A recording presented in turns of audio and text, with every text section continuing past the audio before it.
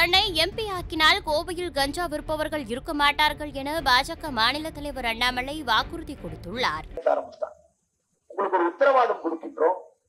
கோயம்புத்தூர் பாராளுமன்ற தொகுதிக்குள்ள பல்லடம் உட்பட ஜூன் 4, 2024 பிறகு இந்த கஞ்சா விற்கிற ஒரு பையன் இருக்குமா? எழுதி வச்சு ஒரு பையன் இருக்கு. கஞ்சா விற்கிற ஒரு பையன் கோயம்புத்தூர் எல்லைக்குள்ள ஒரு பையன் இருக்க மாட்டாங்க. அது என்னுடைய உத்தரவாதமாக நீங்க எழுதி வைத்துக் கொள்ளுங்கள். அப்படி எவனாச்சும் போதை குடிச்சா என் சட்டை பிடிச்சிக்க. சில இடத்துல காவல்துறை அதிகாரியாக மாற வேண்டிய கட்டாயம் நமக்கு இருக்குங்க. பொறுமையா பேசுறதுனால வேலை நடக்காது.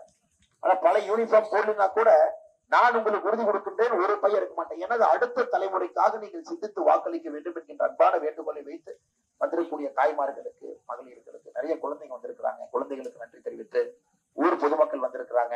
எல்லோருக்கும் நன்றி தெரிவிக்கிறேன். சொல்லுங்க.